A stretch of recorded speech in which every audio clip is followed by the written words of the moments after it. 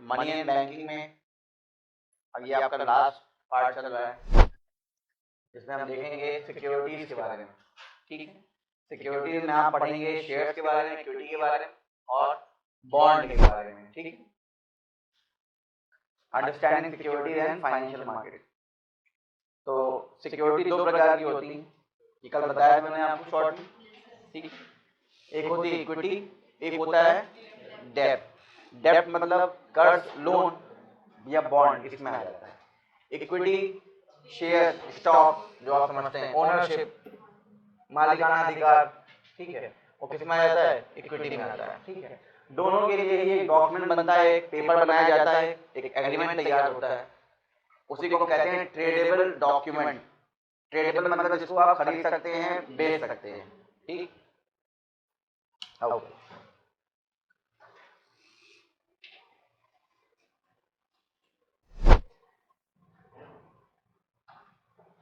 अब देखिए इसको समझते हैं एग्जांपल। पहले आपका ये इक्विटी क्या होता है? इक्विटी जो सिक्योरिटी है ये जनरली स्टॉक या शेयर्स के नाम पे होती है। इसमें ओनरशिप की बात की जाती है। ठीक है, this represents ownership which is held by owners. Owner मतलब जिसके पास शेयर्स हैं। मान सकते हो सकता है कि यदि कंपनी के पास 100% शेयर्स हैं तो वो 100% शेयर होल्डर बन जाएगा। किसी के पास 5% तो 5% का शेयर होल्डर है, किसी के पास 2% है, 1%, 50%, 60% है। ठीक है ना, शेयर होल्डर्स को कहा जाएगा। ठीक, तो equity represents ownership which is held by the share holders और ओनर्स इन अ कंपनी और कॉर्पोरेशन। अब जिनके पास इक्विटी होती है, मतलब ये जो शेयर होता है, इनको कोई इंटरेस्ट नहीं मिलता। इंटरेस्ट में जैसे बैंक यदि कोई लोन देता है तो क्या मिलता है? रेगुलर इंटरेस्ट मिलता है। यहाँ पे ऐसा कोई रेगुलर इंटरेस्ट जैसी कोई चीज नहीं होती। यहाँ पे प्रॉफिट लॉस होता है, फायदा, प्रॉफिट, जिसको हम डिविडेंड भी कहते हैं। ठीक, तो दे रिसीव प्रॉफिट, डिविडेंड, कई बार को कहते हैं कैपिटल गेन्स। जैसे शेयर का प्राइस जब बढ़ जाता है, कैपिटल मतलब इन्वेस्टमेंट है। यहाँ पे याद है कैपिटल समझाया था मैंने आपको, पैसा भी कैपिटल है, मशीन भी कैपिटल है, इन्वेस्टमेंट भी कैपिटल ही है। ठीक है ना, तो अगर आपने किसी कंपनी के शेयर खरीदे हैं, उसमें आपने अपना पैसा डाला है, तो वो भी क्या है? कैपिटल। कल को पैसा बढ़ गया, आपने खरीदा था वो शेयर 100 रुपए का, वो शेयर हो गया 200 रुपए का, बढ़ गया ना, 100 रुपए एक्स्ट्रा हो गया। क्या हो गया? कैपिटल आपका गेन हो गया। इन्वेस्टमेंट जो आपने डाला था उसकी वैल्यू बढ़ गई है। इसे हम कहते हैं कैपिटल गेन। मतलब जो शेयर की प्राइस थी वो एप्रिशिएट हो गई, मतलब बढ़ गई। ठीक है, मतलब आपको प्रॉफिट हो गया। समझ में है? जैसे मान लीजिए किसी ने बेटा एक कंपनी के 10 शेयर खरीद रखे हैं और एक शेयर की वैल्यू है 100 रुपए, तो 10 शेयर कितने के लिए होंगे? उसने 1000 रुपए के लिए थे। मान लीजिए काम उसने 4 महीने पहले किया था। ठीक है, कंपनी है कोई XYZ, उस XYZ कंपनी के मान लीजिए मैंने 10 शेयर लिए थे और मैंने तो कितना इन्वेस्ट किया? अपना 1000 रुपए, जो कि 1000 मुझे कितने मिल गए? 10 शेयर, क्योंकि एक शेयर कितने का था? 100 का। समय के साथ वो कंपनी का परफॉर्मेंस अच्छा हुआ, उसने अच्छा प्रोडक्शन किया, परफॉर्मेंस हुआ, लोगों का ट्रस्ट में बढ़ने लगा, लोगों ने कहा वाह बहुत अच्छी कंपनी है, और पैसा और डालें। शेयर की डिमांड बढ़ना शुरू हुई। डिमांड मतलब उसकी प्राइस बढ़ना शुरू हो जाएगी। तो अब मान लो हो सकता है शेयर कितने का हो गया हो? लेट्स से 200 का हो गया। 1 शेयर कितने हो गया? 200 का। अब कोई लेगा तो उसको कितने देना पड़ेगा? 200 का। मैंने कितने में लिया था? 100 का। तो अब मेरे जो 1000 रुपए थे वो कितने बन गए? 2000। मैंने 1000 में 10 शेयर लिए थे, क्योंकि एक शेयर कितने का था? 100 का था। अब एक शेयर की वैल्यू कितनी हो गई? 200। तो मेरे जो 10 शेयर हैं कंपनी में वो कितने हो गए? 2000 के। 1000 का फायदा हुआ मुझे, कैपिटल गेन, इन्वेस्टमेंट बढ़ा। नुकसान हो सकता है, हो सकता है कंपनी लॉस में जा रही हो, लोग घबरा के शेयर निकाल के बेचना शुरू कर दें, डिमांड कम हो जाए, वैल्यू कम हो जाए, तो शेयर की प्राइस जो 100 थी मान लो 50 पे आ जाए। अब मान लो 50 रुपए एक शेयर का हो गया, मेरे लगे थे 1000 रुपए, हो जाएंगे 500 रुपए, नुकसान 500 रुपए का। तो बेटा इस तरह से प्रॉफिट और लॉस होता है किसमें? इन इक्विटीज में, शेयर। ठीक है, ओके। अब ये जो इक्विटीज होती हैं जिससे आप शेयर होल्डर बनते हैं, इससे आपको कंपनी में कुछ कंट्रोल भी मिल सकता है। मतलब डिसीजन मेकिंग में। देखिए ये डिपेंड करता है कि आपके पास कितनी क्षमता है, कितनी क्षमता में शेयर है, प्रपोर्शन कितना है, कितने ज्यादा शेयर हैं। अगर शेयर आपके पास 50% से ज्यादा है तो कंपनी की पूरी ओनरशिप, मालिकाना अधिकार आपके पास हो जाएगा, डिसीजन मेकिंग आपके अकॉर्डिंग होगी, ठीक है। तो प्रोपोर्शनेट बेसिस मतलब जो होल्डर्स हैं उनको क्या मिलता है, बेसिकली वोटिंग राइट्स मिलते हैं। जैसे आप सुना बोर्ड ऑफ डायरेक्टर्स होते हैं कंपनी में, उनके पास शेयर भी उसमें हो सकते हैं। तो जितना ज्यादा शेयर होगा उतने ज्यादा उनके पास वोटिंग अधिकार होंगे। वोटिंग राइट मतलब कोई भी फैसला जो कंपनी में लेना है वो शेयर होल्डर्स मिलकर लेंगे। ये वो शेयर होल्डर्स जिनके पास ज्यादा बड़े शेयर हैं, 10%, 15%, 20% ये बात वैल्यू करती है, ठीक है। तो उनके पास इस तरह से क्या है, बिजनेस में कुछ कंट्रोल, क्योंकि अब वो डिसीजन लेने के लिए उनके पास राइट है, क्या वोट डालने के लिए, क्या फैसला लेना है, क्या काम करना है, कौन सा प्रोडक्ट लॉन्च करना है, कौन सा नहीं लॉन्च करना है, कहाँ साइट लेनी है, कहाँ नहीं लेनी है, क्या करना है, क्या नहीं करना है। तो अब ये चीज डिसीजन मेकिंग की होती है। तो डिसीजन वही ले पाएगा जिसके पास क्या हो, आपके घर के फैसले पड़ोसी लेता है या आपके पापा मम्मी लेते हैं? पड़ोसी लेता है, नहीं ना, पापा मम्मी क्यों लेते हैं? घर का ओनरशिप उनके हाथ में है, मालिकाना अधिकार उनके हाथ में है, ओनर वही है, शेयर होल्डर घर के वही हैं, तो फैसले भी तो वही लेंगे ना। तो वही बात बेटा होती है, जिसके पास शेयर्स हैं, शेयर होल्डर है और ज्यादा बड़े शेयर हैं, ज्यादा प्रोपोर्शन में, तो वो फैसले भी लेगा। मतलब किसी कंपनी के जो शेयर होल्डर्स होते हैं, भले वो शेयर होल्डर एक बैंक हो, भले वो कोई इन्वेस्टमेंट कंपनी हो, ठीक है, भले वो कोई और कंपनी, जैसे टाटा रिलायंस के शेयर खरीदती है, रिलायंस टाटा के शेयर भी खरीदता है, समझो, दोनों एक दूसरे के शेयर खरीदते हैं। ऐसे हर कंपनियां अपने पास जब प्रॉफिट कमाती है उस पैसे से दूसरी कंपनी के शेयर से पैसा लगाती हैं, ताकि जब वहां पैसा बढ़ेगा तो इनका फायदा होगा, और जब लगता है कंपनी डूब रही पैसा निकाल लेती फटाक से कहीं और डाल देती, ठीक है। और जब आपके पास शेयर्स आते हैं तो आपके पास एक लीगल सर्टिफिकेट, एक डॉक्यूमेंट होता है कि आप इस कंपनी में इतने शेयर्स के मालिक हैं, या इतना पैसा आपके कंपनी में लगा है। अब इसको आप ट्रेड कर सकते हैं, स्टॉक एक्सचेंज में इसको आप खरीद सकते हैं, बेच सकते हैं। It is a tradable document, ठीक है। एक होता है डेब्ट सिक्योरिटी। अब ये एक लोन की तरह होता है, जैसे आपने जीसे गवर्नमेंट सिक्योरिटीज बारे में देखा था, गवर्नमेंट सिक्योरिटी बॉन्ड जनरली होते हैं। तो गवर्नमेंट बेटा जनरली सिक्योरिटी देती है जीसे बॉन्ड्स के थ्रू, वो जनरली डेब्ट इंस्ट्रूमेंट होता है। डेब्ट मतलब लोन, कर्ज, उसका एक कागज दे देती है, कहती है आपके पास रहेगा तो हम आपको पैसा लौटाएंगे, principal amount along with some interest if applicable, ठीक। तो डेब्ट security represents money which is borrowed, जो पैसा उधार लिया गया है और इस पैसे को चुकाना पड़ेगा। It has to be repaid with terms that define the amount borrowed, कितना पैसा लिया है, क्या इंटरेस्ट रेट लगेगा और कितने साल में देना है, ठीक है, मैच्योरिटी डेट। होल्डर्स ऑफ डेब्ट सिक्योरिटी, जिन लोगों के पास ये बॉन्ड है उनको क्या मिलेगा, इंटरेस्ट मिलेगा और समय के साथ पूरा प्रिंसिपल अमाउंट भी मिलेगा, समझ में? जैसे बैंक के पास गवर्नमेंट के बॉन्ड्स होते हैं, ठीक है, समय के बाद उन बॉन्ड्स को बैंक गवर्नमेंट को दे देगा कि सर मैच्योरिटी टाइम आ गया, 2 साल के लिए था, 2 साल पूरा हो गया, 2 हफ्ते के लिए था, 2 हफ्ता पूरा हो गया, तो एक हाथ से बॉन्ड लेंगे, दूसरे हाथ से पैसा ले लेंगे, उस पैसे में इनका इंटरेस्ट भी होगा, प्रिंसिपल अमाउंट भी होगा, ठीक है।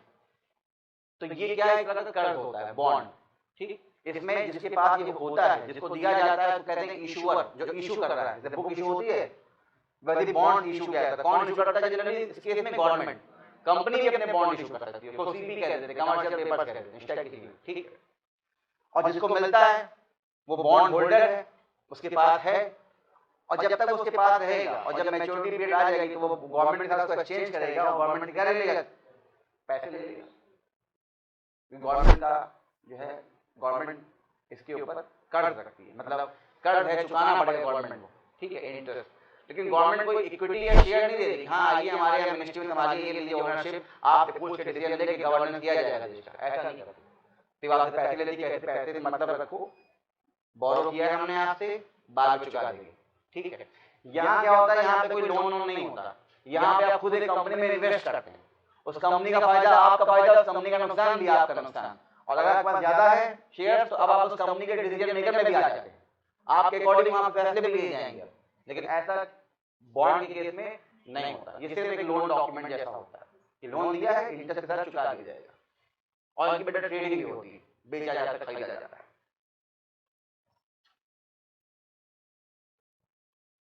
तो ये मैंने जो बताया था अभी आपको कि जो भी है एंटिटी, ठीक है, मान लीजिए कोई कंपनी है जो इन सिक्योरिटीज को इशू करती है, ठीक है, चाहे वो बॉन्ड हो चाहे वो इस तरह के इक्विटी हो, इशू करती है, इसको क्या कहते हैं, इशूअर ऑफ सिक्योरिटी, ठीक है, इशू करने वाला, ठीक है। whenever a person invest मतलब पैसा डालना, puts money in a company or some project, then this investment can be done in two ways। अगर आपको पैसा इन्वेस्ट करना है किसी कंपनी में या किसी पर्टिकुलर प्रोजेक्ट में, दो तरीके से पैसे को इन्वेस्ट किया जा सकता है। पहला तरीका, उस कंपनी के इक्विटी सिक्योरिटीज में आप इन्वेस्ट करिए, या उस कंपनी के डेब्ट सिक्योरिटीज को आप परचेज कर लीजिए, मतलब बॉन्ड परचेज करेंगे, इसका मतलब ये एक तरह का लोन हो गया कि आपने जो पैसा दिया है उस पैसे को company as a loan treat करेगी और समय समय पे आपको उसका इंटरेस्ट दे देगी। बस आपको कोई कंपनी कोई शेयर नहीं बना के देगी, ना ही शेयर होल्डर बनाएगी आपको, और ना ही आपको कोई ओनरशिप राइट देगी अपनी कंपनी में। बस वो पैसा उधार की तरह ट्रीट करेगी कि लिया है इनको वापस करना है। समझ में आया क्या? अब जैसे यहां देखिए, ये जो है इसमें इन्वेस्ट करने में मतलब ये है कि अब आपके पास कंपनी के शेयर्स होंगे, जितना पैसा आपने डाला है उस पैसे में जितने शेयर खरीदे जा सकते हैं, डिपेंड करता है उस कंपनी का एक शेयर कितने का आता है। तो उस पैसे में मान लीजिए एक शेयर 1000 रुपए का है, आपने 10 लाख रुपए इन्वेस्ट कर दिया, अब 10 लाख में कितने शेयर आ जाएंगे, जितने भी आ जाएंगे उतने क्या हो गया आपके पास शेयर। अब उसका परसेंटेज निकालेंगे, कुल शेयर हैं कितने, मान लीजिए आपके पास 100 शेयर हैं, ठीक है, कुल शेयर्स हैं उस कंपनी के मिला के 10,000, तो 100 जो है वो 10,000 कितना परसेंटेज बना, जितना परसेंटेज बना आप उस कंपनी के उतने परसेंटेज के मालिक बन गए, शेयर होल्डर। भले वो 1% बना, 2% बना, 5% बना, 10% बना, जितना ही बना। जो मेन ओनर होता है जिसको हम एंटरप्रेन्योर सो कॉल्ड कहते हैं, वो कोशिश करता है कि उस कंपनी के 50% से ज्यादा शेयर अपने पास रखे, ताकि उसके पास क्या रहे, मेन कंट्रोल रहे बेटा। जिसके पास 50% ज्यादा रहेगा कंट्रोल उसके पास रहेगा। जैसे गवर्नमेंट की जो कंपनीज होती हैं, ठीक है, उसमें बाकी लोग के पैसे भी लगे होते हैं, क्या वो गवर्नमेंट बैंक ही क्यों ना हो, प्राइवेट लोग के पैसे भी, इन्वेस्टर्स पैसे लगे हैं, लेकिन गवर्नमेंट उसमें अपनी जो होल्डिंग है, शेयर होल्डिंग 50 के ऊपर रखती है, ताकि उसका डिसीजन किसके हाथ में रहे, गवर्नमेंट के हाथ में रहे, ठीक है। ऐसी अंबानी है, उनके पास भी जो रिलायंस इंडिया लिमिटेड है उसमें कई लोग के पैसे लगे हैं, शेयर्स हैं, लेकिन उन्होंने अपने पास 50% से ज्यादा रखा है, ताकि होल्डिंग, ओनरशिप, मालिकाना अधिकार उनके हाथ में रहे। जिस दिन वो खत्म हो जाएगा, वो 50 से नीचे आ जाएंगे, तो ओनरशिप किसी और के पास पहुंच जाएगा। हाँ, तो दो तरीके होते हैं पैसा इन्वेस्ट करने की किसी कंपनी में। जो पैसा इन्वेस्ट करता है उसको क्या कहते हैं बेटा, इन्वेस्टर। इन्वेस्टर ये वर्ड आप सुना होगा कई बार। और जो पैसा इन्वेस्ट कर रहा है उस पैसे को कहते हैं इन्वेस्टमेंट। इन्वेस्टमेंट कर रहा है, कौन कर रहा है, इन्वेस्टर, ठीक। तो investor puts the money in the company, company में पैसा डालता है, कंपनी में इन्वेस्ट करता है, और उसके रिगार्ड में उसको क्या मिलता है, share in the ownership of the company. Company में कुछ हिस्सा, डिपेंड करता है कितने शेयर आपने लिए हैं। हो सकता है 0.01% का शेयर हो, तो 0.01% का हिस्सा आपके पास है, इसका मतलब कंपनी का जितना प्रॉफिट आएगा उसका 0.01% जो शेयर बनता है वो किसको मिल जाएगा, वो आपका हो जाएगा। अगर लॉस भी होगा तो उसी प्रोपोर्शन में आपका लॉस भी होगा, ठीक है। तो इस केस में होता है कि जिस व्यक्ति ने इन्वेस्ट किया है, जो इन्वेस्टर है, उसको कोई फिक्स रिटर्न मतलब इंटरेस्ट नहीं मिलता, उसको क्या मिलता है, प्रॉफिट मिलता है या डिविडेंड मिलता है। और ये किस पे बेस करता है कि कंपनी का परफॉर्मेंस कैसा है।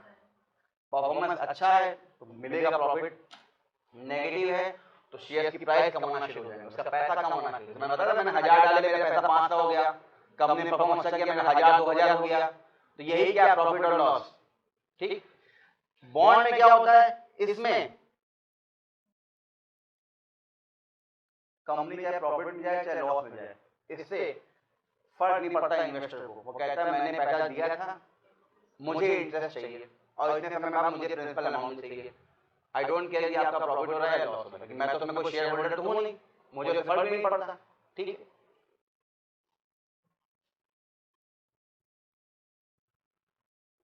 तो डेब्ट सिक्योरिटीज में यही होता है। यहाँ पे जो इन्वेस्टर होता है Investor puts the money in the company at a fixed interest rate for a specific period of time. कुछ समय के लिए अपने पैसे को वहां डाल देता है, कहता है मुझे इस पे इतना इंटरेस्ट चाहिए होगा आपसे। कंपनी कहती हो समय समय पे इनको अपना इंटरेस्ट मिलता रहता है और समय के बाद at the end of maturity period पूरा प्रिंसिपल अमाउंट इनको बैक मिल जाता है। ठीक है, तो इस तरह के फॉर्म परचेज को हम कहते हैं डेब्ट सिक्योरिटी में इन्वेस्ट करना। तो इन्वेस्टर ने कंपनी के डेब्ट सिक्योरिटी वाले में इन्वेस्ट किया था। ऊपर किसमें इन्वेस्ट किया था? इक्विटी में, शेयर में। ठीक है, तो यहाँ पे क्या मिलता है? फुल फ्लैश इंटरेस्ट, यहाँ पे प्रॉफिट और लॉस। अब आपको ये बढ़िया है, ये बढ़िया, डिपेंड करता है। ठीक है ना, जैसे कि मान लीजिए आपने आप एक बैंक है, आपने उस कंपनी को लोन ले रखा है और लोन के रिगार्ड में वो कंपनी आपको पर मंथ से 2 लाख रुपए क्या दे देती है इंटरेस्ट। लेकिन had it been the case कि अगर आपने उस कंपनी में इक्विटी में इन्वेस्ट किया होता और वो कंपनी इतना प्रॉफिट कमा रही पर मंथ 2 करोड़ का प्रॉफिट मिल जाता। अब फायदा कितना होता? इक्विटी में। ठीक है, कुछ कन्वर्टेबल होते हैं बॉन्ड्स, बॉन्ड इक्विटी में कन्वर्ट भी होते हैं बाद में, कुछ नॉन कन्वर्टेबल होते हैं। तो अब ऐसे में जो कंपनीज होती है वो कुछ दूसरी कंपनीज के में इन्वेस्ट जब करती है तो कुछ पैसा इन्वेस्ट कर देती है बॉन्ड में, ताकि वो शॉर्ट इतना इनकम मिले ही मिले, ताकि कंपनी लॉस में जाए या प्रॉफिट में जाए, हमें इतना तो मिलना ही मिलना है। और कुछ होता है रिस्क गेम इक्विटी में, वो भी ऐसे शेयर्स में अगर परफॉर्मेंस अच्छा होगा तो पैसा बढ़ेगा, नुकसान होगा तो पैसा घट भी सकता है आपका। अब इसको समझने के लिए एग्जांपल ले लेते हैं। अभी एक नई कंपनी बनी है मान लीजिए, ठीक है, अभी इसका रजिस्ट्रेशन हुआ है जस्ट, और उस कंपनी का नाम क्या है?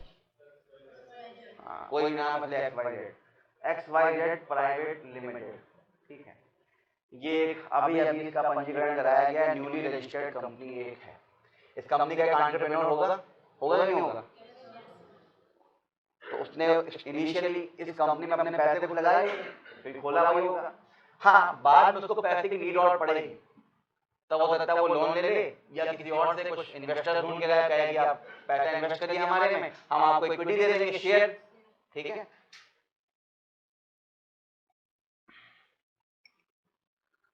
बैलेंस शीट आप जानते ही हैं, आपने आरबीआई की बैलेंस शीट देखी थी, बैंक की देखी थी। एसेट होता है, लायबिलिटी कॉलम होता है। ठीक है, तो ऐसी एक बैलेंस शीट इस कंपनी की भी होगी। एक तरफ के एसेट्स होंगे, एक तरफ लायबिलिटी होगी। एसेट मतलब वो पैसा जो कंपनी के पास, जनरली वो पैसा कौन सा होगा? जो पैसा ओनर का है स्टार्टिंग में, और वही लायबिलिटी भी होगी जो कि पैसा ओनर का है पर कंपनी को चुकाना पड़ेगा बाद में। जैसे पैसा हम बैंक में डालते हैं, वो पैसा हमारे लिए क्या हो जाता है? एसेट, पैसा बैंक में है, सेफ है, इंटरेस्ट मिलेगा। पर बैंक के लिए क्या बन जाता है एक तरह से? लायबिलिटी। जब भी आएगा अकाउंट होल्डर पैसा देना पड़ेगा, लायबिलिटी है। वैसे ही यहाँ पर क्या होगा? कंपनी का एक अपना अकाउंट ओपन होगा बैंक में कंपनी के नाम पे। जैसे हम और आप अपना सेविंग्स अकाउंट ओपन करते हैं या कंपनी अपने नाम पे अकाउंट ओपन करेगी। ठीक, the company maintains its account in the form of a balance sheet. अभी बैलेंस शीट का एग्जांपल देखते हैं। And the assets and liability of the company in the balance sheets are always equal. मान लीजिए अभी assets और liabilities एकदम बराबर चल रहे हैं। ठीक है, initially the company does not have any money or capital. जब कंपनी रजिस्टर किया गया तो बस कंपनी का नाम बन गया और उसको एक प्रमाण मिल गया कि आप एक कंपनी है। अभी इस कंपनी के पास कोई पैसा नहीं। फिर कंपनी ने क्या किया? जो कंपनी मतलब कंपनी का ओनर, कंपनी को यहाँ पे एज एंटिटी मानेंगे क्योंकि जब रजिस्टर्ड हो गया तो वो एक लीगल एंटिटी बन चुका है। अब जो इसका जो भी ओनर वगैरह होगा जिसके नाम पे कंपनी है, इसका अकाउंट ओपन किया गया होगा। कहाँ पे? एक पर्टिकुलर बैंक में। इस कंपनी के नाम पे XYZ प्राइवेट लिमिटेड, इसके नाम पे एक अकाउंट ओपन होगा एक बैंक में, इसी के नाम पे, आदमी के नाम पे नहीं होगा, इंसान के नाम पे नहीं, कंपनी के नाम पे होगा, जहां कंपनी का पैसा रखा गया होगा। जो पैसा कंपनी का है या कंपनी में लगाया गया है, कंपनी का प्रॉफिट है, वो पैसा इस अकाउंट में आएगा। समझ में आया? अब जो इस कंपनी का ओनर है, जिसने रजिस्टर कराया है, जो एंटरप्रेन्योर है, जिसका ये स्टार्टअप है, ठीक, स्टार्टिंग वही ओनर है क्योंकि रजिस्टर से करा रखा है, तो पैसे भी वही लगाएगा इसमें, कहीं ना कहीं से लेकर आएगा, जो भी करेगा जुगाड़ करेगा। ठीक, द ओनर और एंटरप्रेन्योर इनिशियली स्टार्टिंग में puts up some money in this account जो खोला गया है। ये अकाउंट किसका है बेटा? कंपनी का। अब कंपनी इस अकाउंट से पैसे निकाल के अपना काम करेगी। कंपनी सिर्फ आपने ऑन पेपर रजिस्टर करा ली है, अब इसको जगह चाहिए, बिल्डिंग बनानी होगी, इंफ्रास्ट्रक्चर बनाना होगा, मशीन बनानी होगी, लोगों को हायर करना होगा, तो पैसा देना होगा ना सबके लिए। पैसा कहाँ से आएगा? पैसा आएगा उस अकाउंट से जो उसके लिए ओपन कराया गया है और जो उसमें पैसे डाले गए हैं उससे। तो मान लीजिए जो एंटरप्रेन्योर्स ने इनिशियल स्टार्टिंग में 1 करोड़ रुपए डाल दिया, कहाँ? कंपनी के अकाउंट में। This money will be deposited in the companies account. Company का जो खाता खोला गया था बैंक में, उसमें 1 करोड़ जमा करा दिया गया। अब इसके रिटर्न में इस ओनर को क्या मिलेगा? कंपनी की तरफ से, मान लो कंपनी एक व्यक्ति है, ठीक है ना, वर्चुअल है कि मान लो कंपनी व्यक्ति है, तो कंपनी की तरफ से एक कागज मिलेगा इसको। किसको? मान लीजिए मैं कौन हूँ? मैं हूँ वो जिसने स्टार्टअप किया, I am the owner, entity में हूँ, मेरी कोई कंपनी है, मैंने इसका खाता खुलवा दिया और मैंने पैसे डाल दिए। जब मैंने पैसा डाला मेरे पास तो रिसीविंग आएगी ना, रिसीविंग आएगी, मैंने कुछ दिया है, यही रिसीविंग क्या होगी? एक स्लिप होगी, और स्लिप पे ये होगा कि कंपनी में सारे पैसे जो लगे वो किसने लगाए हैं? मैंने। क्योंकि अकाउंट में पैसा कितना पड़ा है? 1 करोड़ किसका है? मेरा है। मतलब पूरा पैसा जो कंपनी में किसका है? मेरा है। तो मैं हो गया ना उसका 100% शेयर होल्डर, क्योंकि सारा पैसा तो मेरा ही है। तो मैं 100% शेयर होल्डर भी हूँ, मैं ही कौन हूँ? ओनर भी हूँ, ठीक है ना। तो इन रिटर्न क्या होगा? Company in return will issue me, issuer याद है जो इशू करता है कोई चीज, कंपनी विल इशू हिम, मतलब जो स्टार्टअप वाला जिसने किया है, जो एंटरप्रेन्योर है, उसको मिलेगा एक ओनरशिप डॉक्यूमेंट या एक शेयर का डॉक्यूमेंट कि आप हैं शेयर होल्डर। उसमें लिखा होगा 100% शेयर आप ही के हैं, क्योंकि आपने क्या कर रखा है? पूरा पैसा आपका लग रहा है। समय के साथ इसका पैसा कम होगा क्योंकि इसको एक्सपेंशन करना पड़ेगा, तो उसको और पैसा लाना पड़ेगा, ठीक है ना। अभी स्टार्टिंग में क्या है, खुद ही अपने जेब से या कहीं से अरेंज करके 1 करोड़ डाल दिए इसके अंदर, और कंपनी के बिहाफ इसको क्या मिल गया? एक ओनरशिप डॉक्यूमेंट की पूरा मालिकाना अधिकार कंपनी का आपके हाथ में है, पूरा पैसा भी आप ही का लगा है, पूरे 100% शेयर भी इसमें आप ही के हैं, ठीक है। अब आगे देखिए,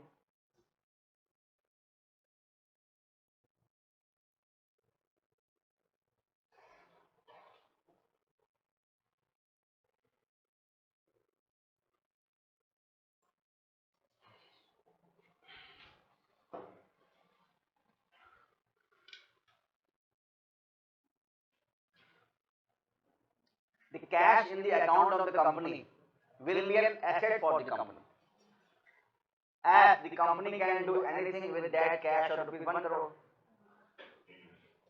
स्टार्टिंग में क्या होगा? जो पैसा कंपनी अकाउंट में डाला गया है वो पैसा कंपनी के लिए दोनों चीजें हैं, एसेट भी है और लायबिलिटी भी है। एसेट कैसे? क्योंकि अब ये जो 1 करोड़ कंपनी के नाम पे आ गया है, बैंक में है कंपनी के, अब इसका कंपनी कुछ करेगी अपने अकॉर्डिंग। क्या करेगी? अपने आप को ओपन कराने के लिए, बिल्डिंग बनाने के लिए, इंफ्रास्ट्रक्चर बनाने के लिए, लोगों को हायर करने के लिए, मशीन देने के लिए, सिस्टम देने के लिए पैसा कहाँ निकाल खर्च करेगी? इसी अकाउंट से जो उसके लिए खोला गया है। तो ये अकाउंट और ये 1 करोड़ क्या हो गया बेटा? एसेट हो गया कंपनी, ठीक है। एंड अगेंस्ट दिस अमाउंट, और इसी अमाउंट के लिए कंपनी ने एक डॉक्यूमेंट इशू करना होगा। किसको? ओनर को, जिसने रजिस्टर कर रखा है, जिसने पैसा डाल रखा है, ठीक है। और इसमें क्या लिखा हुआ है इस डॉक्यूमेंट में? 100% ओनरशिप जो कंपनी की है वो किसके पास है? इसी के पास है। क्यों? क्योंकि पैसा इसने पूरा लगा रखा है अपना। And now this will be represented on the liability side of the company as a statement. Statement होगी कि ये सारा पैसा जो है हमारा एसेट काइंड ऑफ, वो हमारा है नहीं, बेसिकली हमारे ओनर का है, जो कंपनी का ओनर है, मतलब शेयर होल्डर, 100% शेयर होल्डर इस केस में, ठीक है।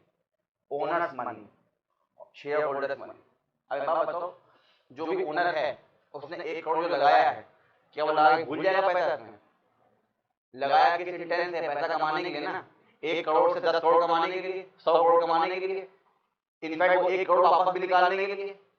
इसका मतलब कंपनी को अब काम करना है, प्रोडक्शन करना है, उत्पादन करना है, ताकि वो प्रॉफिट कमा के अपने शेयर होल्डर को, ओनर को दे पाए। क्योंकि 1 करोड़ लगाया है उसने, तो रिटर्न मिल पाएगी। इसलिए इस कंपनी की अब लायबिलिटी है इसका 1 करोड़ चुकाना, प्लस क्योंकि ओनर भी है, शेयर होल्डर भी है, तो जिस परसेंटेज में कंपनी कमाएगी उसी परसेंटेज में इसको क्या देगी? प्रॉफिट। फिलहाल 100% ओनर देगी, तो 100% प्रॉफिट इसी के पास आएगा अभी, ठीक है। ओनरशिप डॉक्यूमेंट और the share in this case is asset for the owner. मान लो मैं ओनर, मेरे तो एसेट हो गया, मुझे पता है कि मैंने इस कंपनी पर डाला है, मेरे पास लीगल डॉक्यूमेंट है जिसमें लिखता है कि मेरे पास क्या है, इस कंपनी का 100% शेयर होल्डिंग है, मैं 100% का मालिक हूँ, तो मेरे लिए क्या हो गया, एसेट है, अच्छी बात है मेरे लिए, ठीक है। लेकिन this will act as a liability for the company, but company की अब ये जिम्मेदारी बन गई कि अगर मैंने कोई 1 करोड़ दिया है तो पहली बात तो मेरा 1 करोड़ सुरक्षित रहे, लॉस न जाने दे कंपनी, और प्लस इनफैक्ट प्रॉफिट कमा के भी मुझे और दे, ठीक है। तो अब इस केस में ये ट्रांजैक्शन कुछ ऐसा दिखेगा, ये है इस कंपनी की बैलेंस शीट, कंपनी का नाम है XYZ प्राइवेट लिमिटेड, एक तरफ एसेट का कॉलम है, एक तरफ लायबिलिटी कॉलम। एसेट मतलब जो कंपनी के पास कैश है अकाउंट में कितना है, 1 करोड़ क्या हो गया एसेट। लायबिलिटी में एक डॉक्यूमेंट दिया है कंपनी ने अपने नाम से इशू करके, किसको, अपने ही ओनर को, जिसमें लिखा है ये पैसा किसका है, ओनर का है। दे तो दिया कंपनी को, लेकिन है स्पेशली किसका, ओनर का, तो कभी ना कभी लौटाना पड़ेगा ना, और भी प्रॉफिट के साथ, तो लायबिलिटी बन गई ना कंपनी के ऊपर ये। तो इस समय एसेट भी 1 करोड़ है, लायबिलिटी भी 1 करोड़ है। यही पैसा 1 करोड़ कंपनी के लिए एसेट भी, मतलब कंपनी अब इससे पैसा खर्च करेगी निकाल के, लेकिन लायबिलिटी भी देना भी पड़ेगा बाद में, मतलब निकालो, खर्च करो, प्रॉफिट कमाओ और दो अपने किसको, ओनर को, ठीक। तो कंपनी मान लीजिए खुल गई। अब कुछ समय के बाद जो एंटरप्रेन्योर है, इसका जो स्टार्टअप जिसने किया है, जो ओनर है, वो अपनी कंपनी को एक्सपैंड करना चाहता है, बढ़ाना चाहता है, बिजनेस को बढ़ाना चाहता है, और लोग को हायर करना चाहता है, और मशीनरी खरीदना चाहता है, या एक आध ब्रांच और खोलना चाहता है, मान लीजिए समथिंग लाइक दैट, इसे हम एक्सपेंशन कह देते हैं। इसके लिए क्या चाहिए, और उसी 1 करोड़ में नहीं हो पाएगा ना बेटा, पैसा और चाहिए। और मान लीजिए कि अब पैसा नहीं, किसके पास, ओनर के पास, जितना धम था उसने लगा दिया, 1 करोड़ लगा दिया, अब हमसे ना हो पाएगा। अब दो चीजें हैं, या तो लोन लिया जाए, या मतलब अब आएगा काम सिक्योरिटीज का, इक्विटी और बॉन्ड। अब ये कंपनी दो चीज इशू करेगी, या तो बॉन्ड या इक्विटी, और इसको अब लोग खरीदेंगे, या तो बैंक खरीदेगा या लोग खरीदेंगे, ठीक, और वहां से पैसा इसके पास आएगा। If the company is expanding it's business, ठीक है, एम्पायर बड़ा कर रही है, काम बढ़ा रही है, तो उसके लिए पैसा चाहिए होगा, and the company wants more fund, then in this case the company may approach a bank. हो सकता है बैंक के पास पहुंच जाए ओनर कंपनी के बिहाफ पे कि मैं इस कंपनी का मालिक हूँ, ये मेरी कंपनी है, मेरी कंपनी को एक्सपैंड कराना है मुझे, कंपनी को लोन चाहिए, कंपनी के नाम पे आप क्या दीजिए, लोन दीजिए। मान लीजिए कि बैंक ने लोन कंपनी को दे दिया, कितने का, 2 करोड़ का। ये क्या है, एक लोन है, डेप्थ लोन है ये, ठीक। The cash that the company got will be an asset for the company. भाई जो 2 करोड़ मिला, इससे कंपनी का फायदा होगा कि हाँ तो ठीक है, 2 करोड़ से अपने आप को एक्सपेंड करेंगे, और ब्रांच खोलेंगे, या और नई बिल्डिंग बना लेंगे, या 4 लोग और हायर कर लेंगे, या अपने पूरे सिस्टम को अपग्रेड कर लेंगे, नई मशीन ले आएंगे, तो ये पैसा आ गया, एसेट हो गया। लेकिन अब कंपनी को ये चीज फ्री में नहीं मिलेगी, कंपनी को डॉक्यूमेंट साइन करके देना पड़ेगा, किसको, एग्रीमेंट करना पड़ेगा, किसके साथ, बैंक के साथ, ठीक है ना। But the company will have to sign a loan document representing that ₹2 crore loan to the company. ये लोन लिया गया कंपनी के द्वारा, and this loan document will be a liability for the company. क्योंकि कंपनी ने साइन करके document दे दिया, जैसे कंपनी ने साइन करके दिया था ओनर को कि ये लो आपका शेयर डॉक्यूमेंट, कि आपका ही पैसा है, ओनर्स मनी, वैसे ही कंपनी आप साइन करके देगी, ठीक है बैंक हमने आपसे कितना लिया है, 2 करोड़ रुपए एज लोन, ठीक है ना। तो अब ये जो 2 करोड़ रुपए लोन है, ये कंपनी की लायबिलिटी साइड पे भी शो होगा, एसेट में भी शो होगा और लायबिलिटी, जैसे वो 1 करोड़ था, एसेट में भी शो हुआ था और लायबिलिटी में भी शो हुआ था, ठीक है। तो अब इस केस में ट्रांजैक्शन जो हुआ वो ऐसा लिखेगा आपको, बैलेंस शीट फिर से देखिए एक बार, XYZ private limited, asset liability, ये कैश 1 करोड़ ओनर लगाया था, ये कैश 2 करोड़ किसने दिया है, बैंक ने दिया है एज लोन, तो ये 3 करोड़ क्या हो गया, एसेट है किसके पास, कंपनी के पास है। लायबिलिटी क्या है, वो 1 करोड़ रुपए जो ओनर का पैसा है, और ये 2 करोड़ रुपए जो क्या लिया एज लोन। तो यहाँ पे दो डॉक्यूमेंट साइन करके दिए हैं कंपनी ने, कहा ये लीजिए ओनर पैसा आपका 1 करोड़ रुपए हम चुकाएंगे बाद में, और ये रहा बैंक का लोन, ये भी आपको इंटरेस्ट से चुकाएंगे, तो 3 करोड़ क्या बन गया यहाँ पर, लायबिलिटी। तो 3 करोड़ एसेट है और 3 करोड़ की लायबिलिटी भी है। समझ पा रहे हो?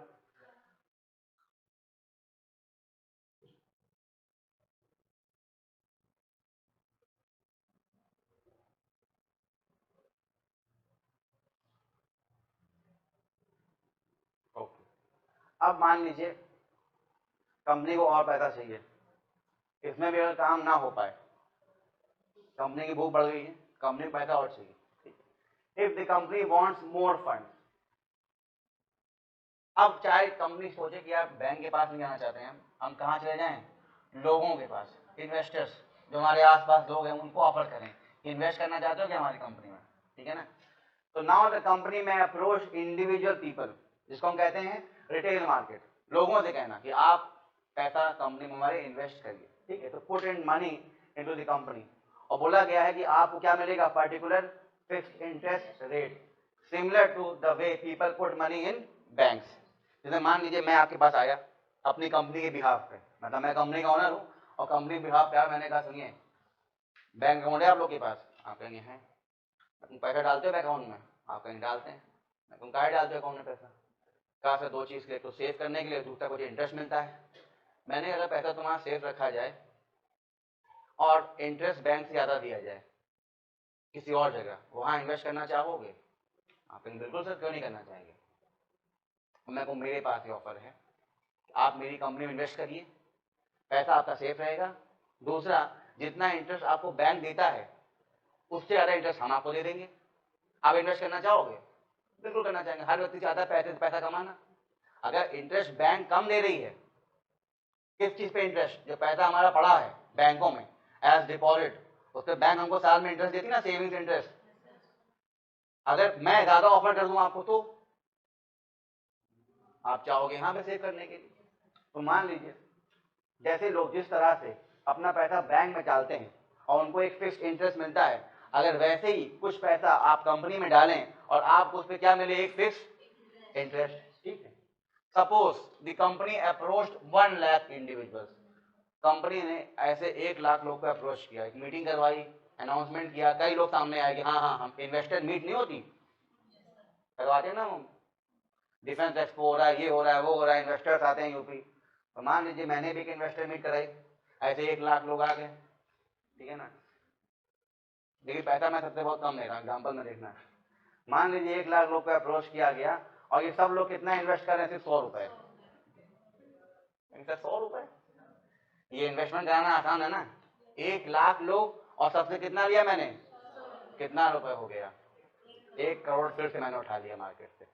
किसी एक व्यक्ति से लेता तो कोई दे नहीं पाता, लेकिन 100 रुपए देना आसान है। मैंने अपनी रीच बढ़ाई, सब्सक्राइबर बढ़ाते हैं यूट्यूब पे, मैंने रीच बढ़ाई, ज्यादा लोग को पकड़ा और कहा मेरे कंपनी पैसे डालो, 100 रुपए डालो सिर्फ, और देखो फायदा कितना मिलता है तुमको, ठीक है? तो टोटल कितना इन्वेस्ट हो गया? 1 लाख लोग हैं और 100 रुपए, टोटल कितना हो गया? 1 करोड़। और मैंने कहा कि अपने पैसे को आप 5 साल के लिए हमारे पास इन्वेस्ट कराइए फॉर 5 ईयर्स, और आपको हर साल क्या मिलेगा?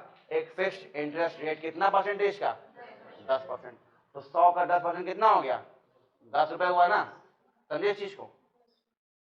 मान लीजिए इस समय जब मैंने 10% मैंने ऑफर किया, तो मैंने पहले पूरी स्टडी की होगी कि इस समय बैंक कितना इंटरेस्ट दे रहा है। अगर मैं बैंक से हाई इंटरेस्ट ऑफर करूंगा तो आप मुझे ही दोगे। तो मान लीजिए जब मैं 10% बोल रहा हूं, उस समय एज्यूम करिए कि बैंक कितना दे रही थी?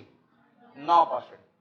तो कंपनी ने क्या किया? कहा हम आपको 1% एक्स्ट्रा देंगे, तो जहां एक्स्ट्रा मिलेगा वही इन्वेस्ट करोगे ना। तो अब लोगों ने क्या किया? कहा ठीक है, बैंक से अच्छा है कि हम पैसा कहां जमा कर दें? आपके ही कंपनी में। People have decided to put money in the company rather than the bank. Why?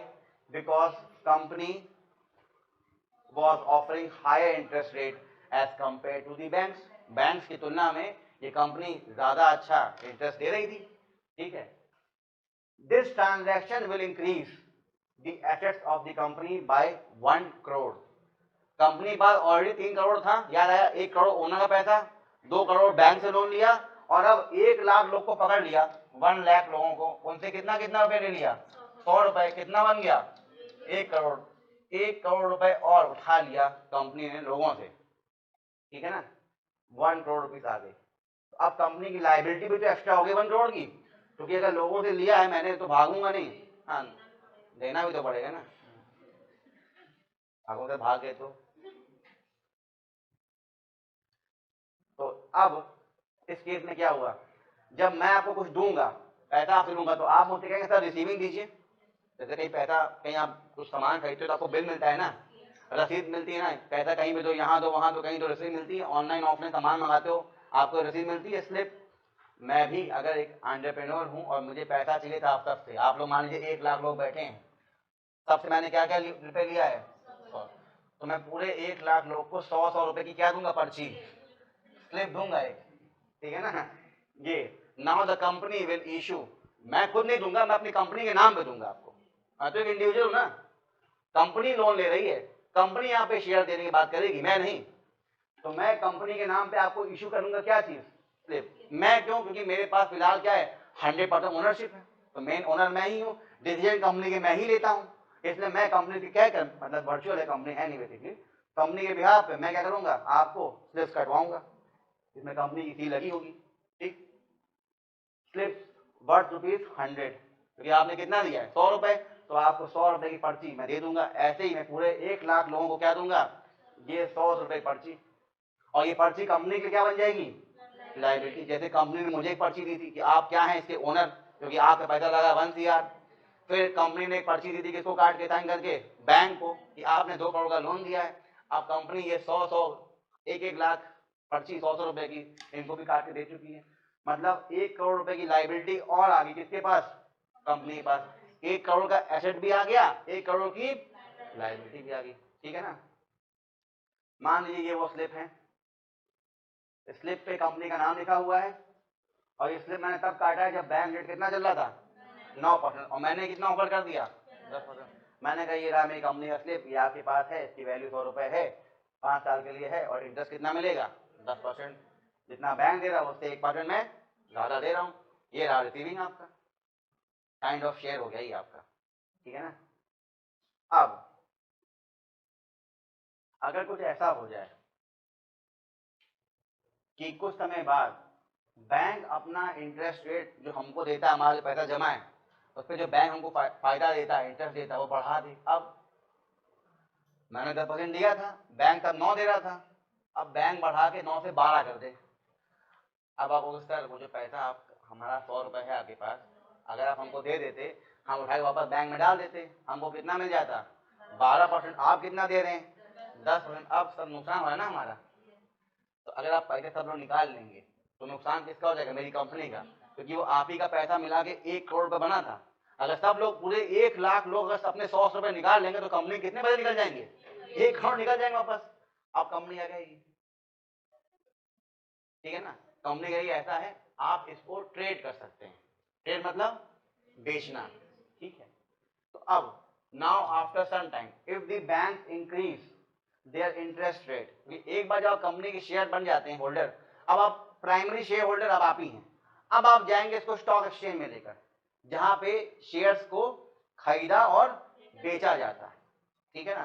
पहली बार जब कोई कंपनी शेयर देती है उसको आईपीओ कहा जाता है, इनिशियल पब्लिक ऑफरिंग, आगे बताऊंगा फिर से, ठीक है।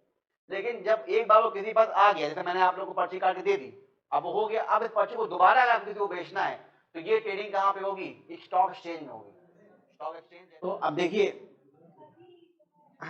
आपने जब देख लिया है कि अगर बैंक अपना इंटरेस्ट रेट बढ़ा दे, जैसे बैंक का इंटरेस्ट रेट पहले कम था 9% था, तो उस केस में कितना ऑफर किया गया, 10%, ठीक है। अगर आफ्टर सम टाइम बैंक अपना इंटरेस्ट रेट बढ़ा दे, कितना कर दे रेट से, 12%, क्योंकि देश में इकोनॉमिक कंडीशन चेंज हुई, बैंक ने डिसाइड किया कि बढ़ाना चाहिए, हमको बढ़ा दी रेट से 12%।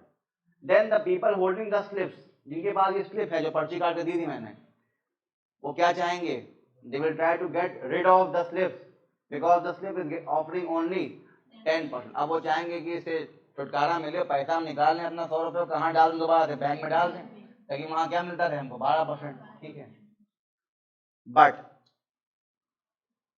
अब इसको होगा क्या, इनको ट्रेड करना पड़ेगा, क्योंकि शेयर्स लिया है कंपनी का, तो वहां बेचेंगे जहां शेयर खरीदा और बेचा जाता है, वो क्या है, शेयर मार्केट, ठीक है। सेंसेक्स सुना होगा आपने, ठीक है।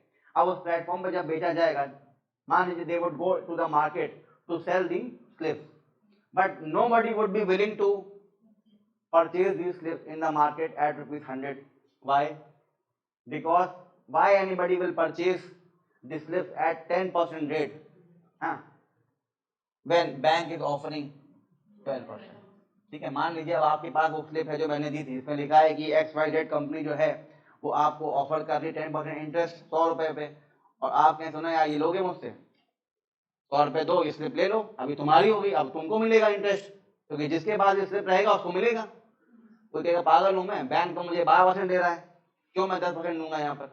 अब इस केस में आप घोड़ाओगे, हो गए यार ये तो दिक्कत हो गई, और आपको ऐसा भी हो सकता लगे, लेकिन यहाँ पर सब कुछ दिमाग का लोचा है। जो इन्वेस्टर्स होते हैं उनको लगता है, हो सकता है कि कंपनी का कल डाउनफॉल होना शुरू हो जाए, कंपनी अच्छा ग्रोथ ना कर पाए, नुकसान में आएगी, तो हमारे शेयर की वैल्यू और कम हो जाएगी, इंटरेस्ट वैसे ही कम हो रहा है, तो क्यों ना ऐसा करें, इसको कम दाम में बेच दें, किसको, शेयर को। और इनको ये भी पता लगे कि शायद ऐसा ना हो कि बैंक दोबारा कुछ दिनों में परसेंटेज फिर बढ़ा दे, 12 किया है भाई 15 कर दे, 16 कर दे, और मुझे कितना मिलता रहेगा 10। इससे अच्छा कि मैं जितने पे भी जाए बेच दूं उसको, जो पैसा बचे उसमें कुछ पैसा और ऐड करके दोबारा कहाँ इन्वेस्ट कर दूं, बैंक में, ताकि लॉन्ग रन में मुझे इंटरेस्ट ज्यादा मिलेगा। ठीक, तो इस केस में जो स्लिप होल्डर है वो कहेगा ठीक है, मैं अपने स्लिप को जो 100 रुपए का है बेसिकली, क्योंकि मैंने 100 रुपए डाला था बैंक उस कंपनी में, मैं आपको दूंगा कम पैसे में, lower price, discounted price, discount दूंगा, ठीक है, ताकि मार्केट में बेचा जा सके। क्योंकि अगर कम में बेचोगे तो शायद कोई लेना चाहे, 100 रुपए पे 10% कोई लेना नहीं चाहेगा। रीजन क्या है कि 100 पे 12% तो बैंक ही दे रही है, ठीक है। तो इस केस में क्या होगा, अब जो एक्चुअल प्राइस था उसका स्लिप का वो कितना था 100 रुपए, अब उतने में से कम में आपको थोड़ा देना पड़ेगा। Anybody will be willing to purchase the slip, कोई भी स्लिप को परचेज करना चाहेगा अगर उनको क्या मिल जाए इस पे, हायर इंटरेस्ट रेट, ठीक है, as compare to what is offered in the market. Market में क्या मिल रहा है 12%, मार्केट मतलब बैंक, बैंक कितना दे रहा है 12%। अगर ये स्लिप जो मेरी अभी कितना दे रही 10%, अगर ये 12% ज्यादा देना शुरू कर दे तो कोई भी खरीद लेगा उस केस में, समझ में आया। तो मान लीजिए एक परचेजर मिल गया और उसको किसी व्यक्ति ने, व्यक्ति का नाम है ए, उसने अपने स्लिप 100 रुपीज की, कहा आप 100 मत लीजिए, आप 80 रुपीज में ले लीजिए, और किसको दे दी, बी को। बी एक परचेजर है, बी ने ए से 100 रुपए वाली पर्ची कितने में खरीद ली, 80 रुपए में।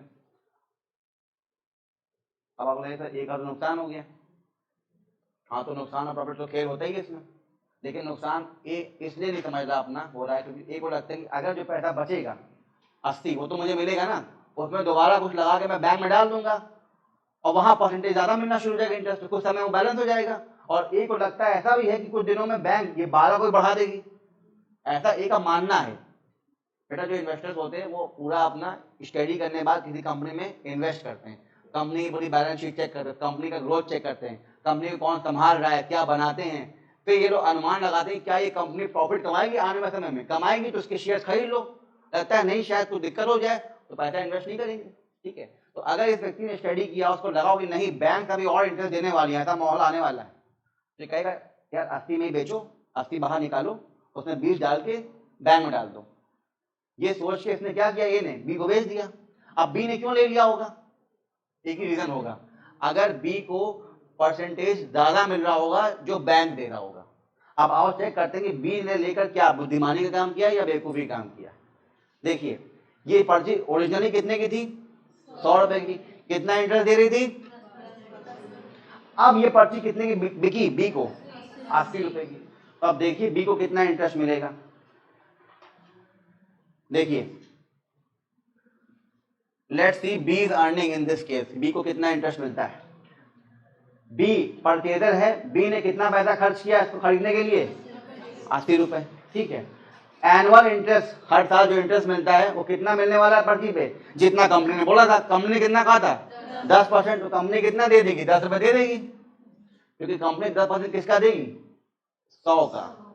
कंपनी मतलब नहीं कि आप 80 बेचे, 110 में बेचे, 70 में बेचे, कंपनी ने जितना बोला था उतने में बेचे, तो कंपनी कितना इंटरेस्ट देगी इसको 10। तो अब एक्चुअली में कितना इंटरेस्ट मिल गया इसको भाई इसने लगाए थे 100 रुपए, नहीं कितने लगाए थे 80 रुपए, इसको इंटरेस्ट कितना मिला 80 पे 10 रुपए। तो जब तुम कैलकुलेट करोगे कि 10 पे 80 कितना बना परसेंटेज, 12.5 मिल गया। जो ए था जिसके पास ओरिजिनली ये स्लिप थी उसने 100 रुपए लगाया था और उसको 100 रुपए पे 10 रुपए मिलता था इंटरेस्ट 10% के हिसाब से। जो बेटा बी था उसने 100 नहीं लगाया, उसने कितना लगाया 80 और उसको भी 10 रुपए मिला इंटरेस्ट। तो 100 पे 10 मिल रहा है, यहाँ 80 पे 10 मिल रहा है। तो जब कैलकुलेट करोगे कितना आएगा तो कितना आ गया 12.5% इंटरेस्ट मिल रहा है। बैंक कितना ऑफर कर रहा था, अब कितना हो गया, तभी बी ने दिमाग लगाया और कहा दे दो, क्योंकि हमको कितना मिल जाएगा 12.5%, क्योंकि मैंने अपना इन्वेस्टमेंट कम किया, मैंने 100 इन्वेस्ट नहीं किया, मैंने इन्वेस्टमेंट कम कर लिया, इंटरेस्ट बढ़ा लिया। हाँ बेटा डिस्काउंट किया ना, किसने किया, किसने नुकसान किया अपना, ए ने जानबूझ के, क्योंकि ए को लग रहा था कि अभी इसका प्राइस और डाउन हो सकता है। क्यों, क्योंकि कल को बैंक ज्यादा इंटरेस्ट दे सकते हैं। तो बेटा यहाँ पे एंटीसिपेशन है, अनुमान लगाया ए ने नुकसान अपने पे लिया, क्योंकि ए को लगा कि अगर अभी नहीं बेचूंगा तो कल को मुझे 70 में भी मुझसे कोई नहीं लेगा, 60 में भी कोई नहीं लेगा। तुम्हारे पास सेकंड हैंड गाड़ी है, मान लो आज ठुक गई, अब पापा कहें तुमसे बेटा आज ही इसको बना के बेच दो, वरना 1 साल बाद ना इसके कोई 1 लाख नहीं देगा। तुमको कह रहे पापा ठीक है 5 लाख की गाड़ी पापा 1 लाख बेच दो, वरना 50 भी कोई नहीं देगा। तुमने 4 लाख कम किए ना अपने, ये सोच के कि अगली बार 4 लाख एक छोड़ो 1 भी नहीं मिलेगा। ये आपके दिमाग का क्या था, कीड़ा, ये वही था। आप समझ में आया। हाँ हाँ कंपनी का इसमें कोई रोल नहीं है, कंपनी सिर्फ इंटरेस्ट देगी। हाँ बिल्कुल देगी, इंटरेस्ट के साथ देगी, बिल्कुल देगी। कंपनी की लायबिलिटी उतनी, कंपनी गेम से बाहर है। मैंने क्या किया, स्टार्टिंग में 1 लाख लोग को बुलवाया, उनको कितनी पर्ची काटी 100 रुपए। अब मैं गेम से बाहर हूं, अब मुझे फर्क नहीं पड़ता उसका। आप क्या करते हैं, आप इसको एक स्टॉक एक्सचेंज में गए सब लोग, और वहां आप इसको खरीद रहे हैं बेच रहे हैं, एक दूसरे से ले रहे हैं दे रहे हैं। यहाँ पे कंपनी की इन्वॉल्वमेंट बेटा खत्म हो गई। इसे कहते हैं प्राइमरी मार्केट। प्राइमरी मतलब जब कंपनी खुद आए और इन्वेस्टर से पैसा मांगे, जिसको कहते हैं आईपीओ।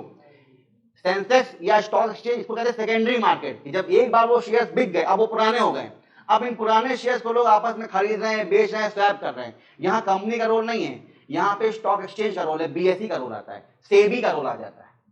कंपनी यहाँ गेम से बाहर है, ठीक है। तो यहाँ पे बी को कितना मिलेगा 12.5%। ए ने क्यों बेचा, नुकसान तय कर, क्योंकि ए को लगता था कि अगर ऐसा नहीं करेंगे तो कल को ऐसा ना हो बैंक ज्यादा ऑफर करना शुरू कर दे इंटरेस्ट, और कल को मेरा ये शेयर कोई 50 में भी ना खरीदे, तब तो मेरा नुकसान ज्यादा हो जाएगा। अभी तो नुकसान सिर्फ 20 का हो रहा है, कल को सकता है 50 नुकसान हो जाए। तो इससे अच्छा जो मिल रहा है वो मैं निकालूं, कुछ लगा के कहीं और डाल दूं, ताकि वहां से ज्यादा इंटरेस्ट में कमाना शुरू कर दूं। जैसे मान लो मेरे शेयर्स टाटा में है, कल को टाटा में एक नया सीईओ आ गया और मैंने इसका ट्रैक रिकॉर्ड चेक किया कि इससे पहले जिस कंपनी का सीईओ था उसने इसको डुबा दिया था, ये इसको भी डुबा देगा, ऐसा मेरा मानना है। मैं कहूँगा यार, और अगर ऐसा बहुत लोग का मानना हो जाए तो सब लोग घबरा क्या करेंगे बेटा, अपने शेयर्स निकालेंगे वहां से।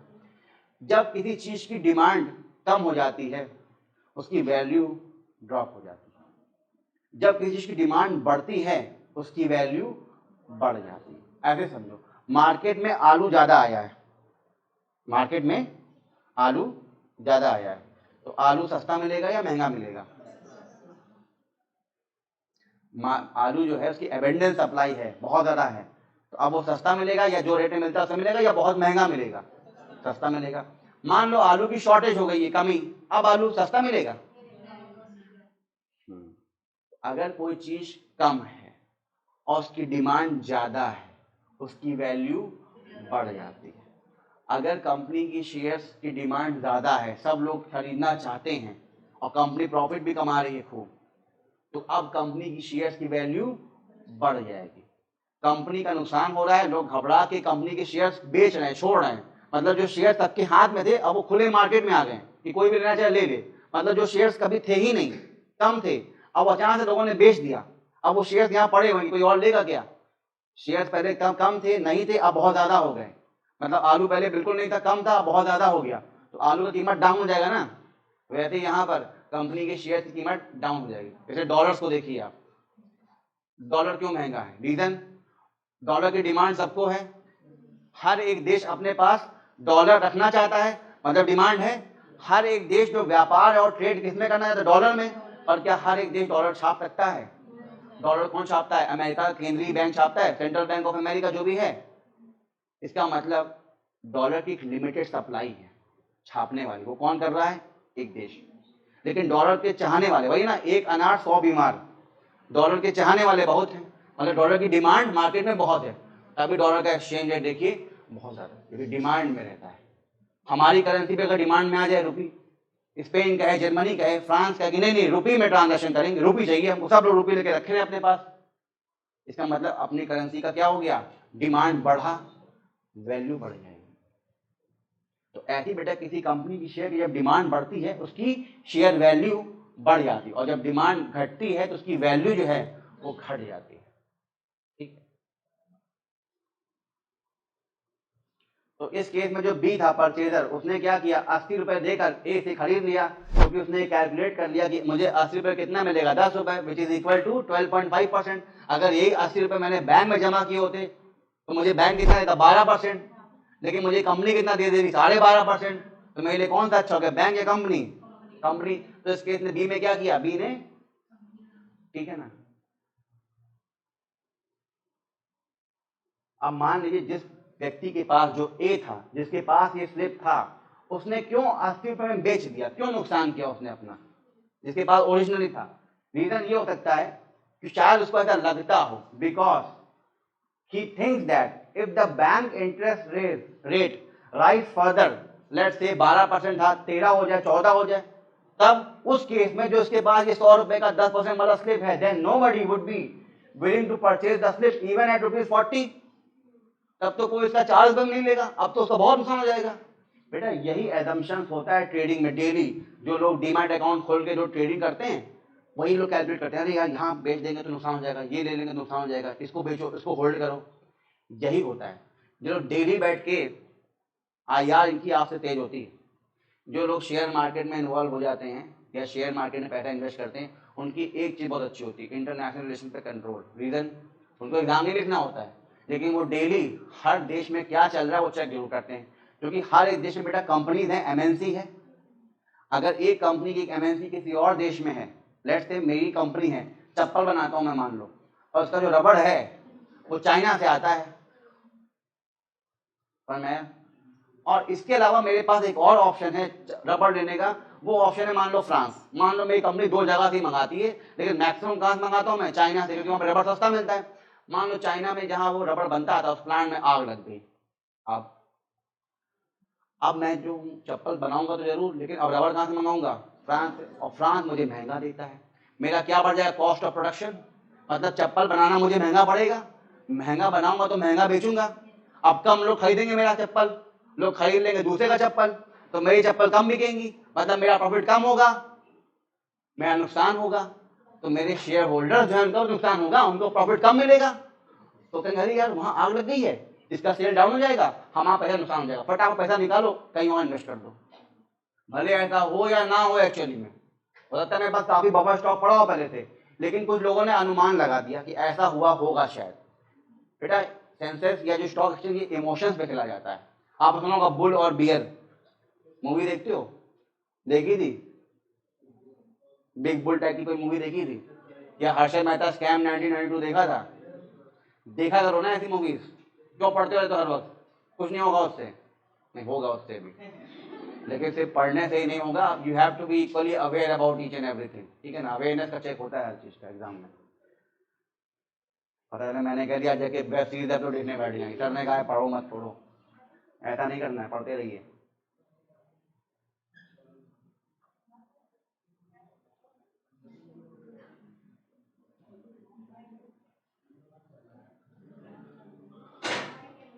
तो इस केस में जो आपने देखा, ये जो स्लिप थी ये बेसिकली क्या थी? बॉन्ड थी, क्योंकि याद आया इंटरेस्ट कहाँ मिलता है? हमेशा लोन में, फिक्स इंटरेस्ट। और इस स्लिप पे मैंने क्या लिखा था कि मैं आपको 10% इंटरेस्ट दूंगा। ऐसा तो लोन में होता है ना, इक्विटी में क्या होता है? वो तो कहता है पैसा इन्वेस्ट करिए, हमारा प्रॉफिट आपका प्रॉफिट, लॉस आपका लॉस। तो बेसिकली क्या था? एक तरह का लोन था, ठीक है, लोन। तो these slips are called basically bond. तो so bond prices in the market, bond मतलब डेब्ट इक्विटी, सिक्योरिटी दो प्रकार की होती है, एक इक्विटी शेयर वाली, एक लोन वाली, इसको हम क्या कहते हैं, बॉन्ड या डेब्ट, ठीक। तो जो बॉन्ड प्राइजेस हैं मार्केट में, दे विल डिक्रीज, जब क्या डिक्रीज हो जाए, when the bank increases the interest rate, मतलब अगर बैंक आपको आपके खाते में पैसे रखने पे ज्यादा इंटरेस्ट देता हो और जो बॉन्ड्स मार्केट में बिक रहे हैं कंपनियों के वो कम देते हैं, तो लोग क्या करेंगे, अपने बॉन्ड में से पैसा निकालना शुरू करेंगे, कहाँ डालना शुरू करेंगे, बैंक में। इससे क्या होगा, जब सब लोग बॉन्ड्स अपना बेचना शुरू करेंगे तो बॉन्ड की क्वांटिटी बढ़ जाएगी ना, मतलब डिमांड कम हो जाएगी ना उसकी, तो उसकी वैल्यू गिरेगी। तभी देखो वैल्यू 100 से कितनी हो गई थी बेटा, 80, ठीक है ना। तो bond prices in the market decrease when the bank interest rate rises and the bonds prices in the market increase when the bank interest rate falls। अब अगर मान लो यही बैंक दोबारा जो 12% दे रहा था 8% पे आ जाए, अब दोबारा से लोग क्या करेंगे, बैंक से पैसा निकालेंगे, कहाँ डाल देंगे, इस कंपनी की स्लिप में, कहेंगे स्लिप दे दो हमको, हमारे पास पैसा है, क्यों, क्योंकि आप हमको क्या दे रहे ज्यादा, इंटरेस्ट। तो अगर बैंक अपना सेविंग्स रेट इंटरेस्ट जो देता है वो कम कर ले तो बॉन्ड की वैल्यू बढ़ना शुरू हो जाएगी, ठीक है, क्योंकि मैक्सिमम लोग बॉन्ड में अब इन्वेस्ट करना चाहेंगे। तो इस केस में देखते हैं आप कंपनी की बैलेंस शीट कैसी है। तो ये कंपनी कौन सी थी आपकी, XYZ, इसकी एसेट और लायबिलिटी को आप देखिए। पहले एसेट पे आते हैं, ये कैश था 1 करोड़ रुपए, जो किसने दिया था,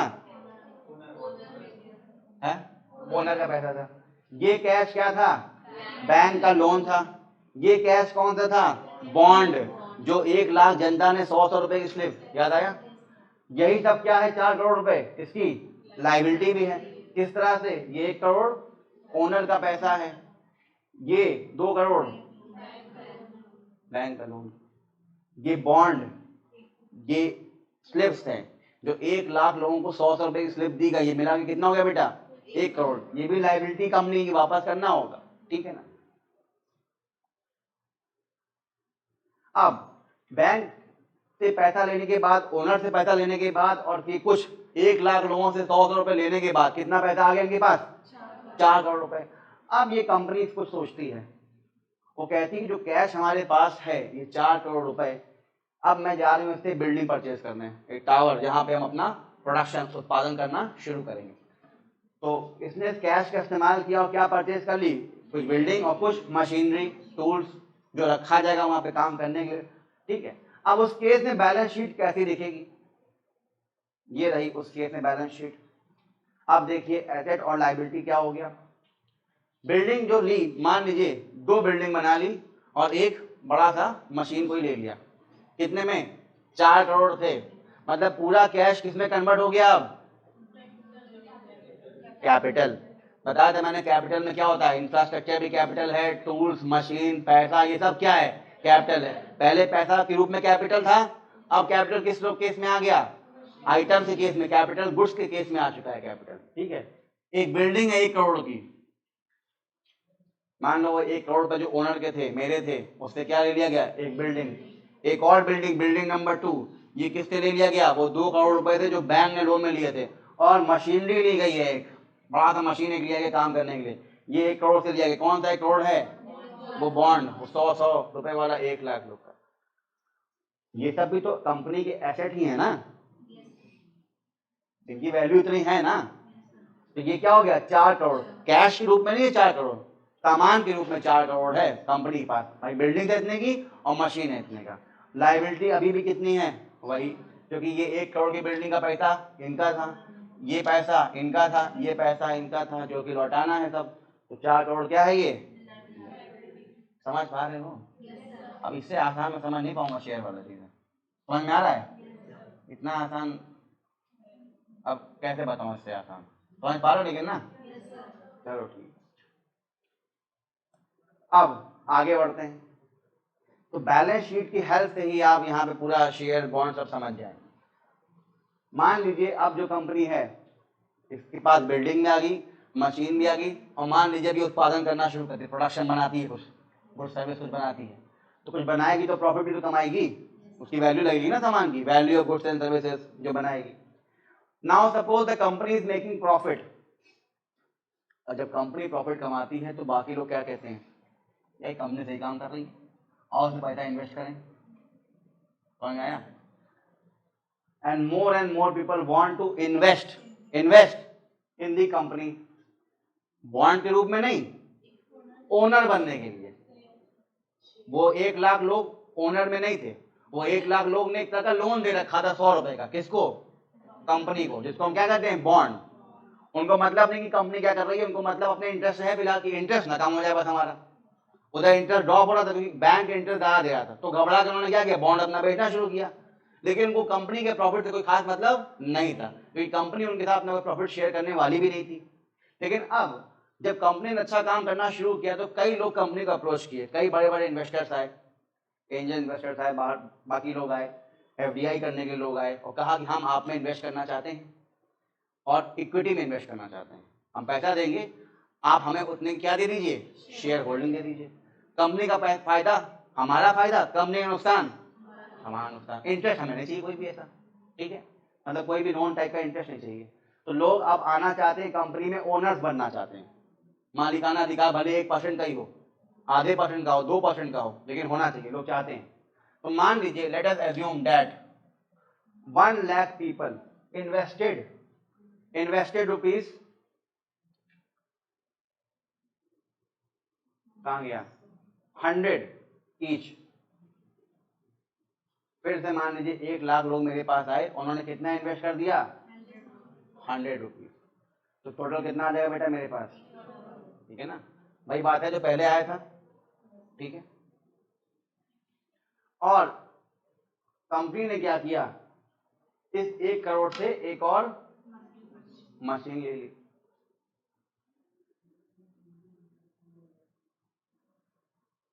अब देखिए क्या हो गया यहाँ पे खेल, इधर एसेट है, इधर लायबिलिटी है और ये कंपनी है। कंपनी के पास टोटल पैसा आ चुका है 5 करोड़ रुपए। कैसे? 1 करोड़ क्या था, ओनर का पैसा। अब यहाँ पे दिक्कत है कि अब 2 ओनर हो गए। पहले ओनर एक ही था, क्योंकि उसी के नाम पर रजिस्टर कंपनी ने उसी को क्या दे रखा था, एक साइन करके कि आप हमारे 100% शेयर होल्डर हैं। और अब तक कोई और इक्विटी, कोई और शेयर कंपनी ने दिया नहीं था। कंपनी ने सिर्फ बॉन्ड इशू किए थे लोन टाइप का, और कंपनी ने लोन लिया था किससे, बैंक से। तो अगर इसको अभी भूल जाइए कि क्या लिखा है, तो ये ओरिजिनल ओनर था जो कि मैं था इस केस में, मान लीजिए ये बैंक से लोन लिया गया था और ये बॉन्ड था जो 1 लाख लोगों से लिया गया, 100 वाली पर्ची होती, इसको मिला कितना था, 4 करोड़ था। अब अचानक से क्या हो गया कि वापस से 1 लाख लोग और आगे और कहे कि हम भी आपको 100 रुपए देना चाहते हैं, लेकिन बॉन्ड के रूप में नहीं, शेयर इक्विटी चाहिए हमको, ठीक है ना। तो अब जो ये लोग इक्विटी लेने आए हैं ये भी तो शेयर होल्डर कहलाएंगे। तो ये पैसा भी जो 1 करोड़ आया, ये भी 1 लाख लोग को मिला के आया है। तो ये पूरे 1 लाख लोग भी क्या है, ये भी तो ओनर की लिस्ट में आएंगे, ठीक। और इस 1 करोड़ से कंपनी ने मशीनरी नंबर 2 एक और मशीन ले ली। कंपनी के पास क्या हो गया, 5 करोड़ रुपए एसेट, और यही 5 करोड़ रुपए क्या है कंपनी की लायबिलिटी। ये 2 ओनर है, इनको भी चुकाना है, बैंक को चुकाना है और बॉन्ड वालों को चुकाना है। समझ पा रहे हो इस चीज को? तो अब हुआ क्या, अब थोड़ा सा यहाँ पर गेम गड़बड़ा गया। हुआ ये कि अब तक एक ही इक्विटी पे साइन करके, सिक्योरिटी पे साइन करके कंपनी दे रखा था किसको, ओनर को। मान लो मुझे जो स्टार्टअप उसने किया था, क्योंकि पैसा सिर्फ पहले मेरा लगा हुआ था। अब 1 लाख लोग और भी हैं जिनका 100 रुपए लगा हुआ है एज इक्विटी शेयर इसी कंपनी में, ठीक है। Now the value of the owners in the company will be 2 crore.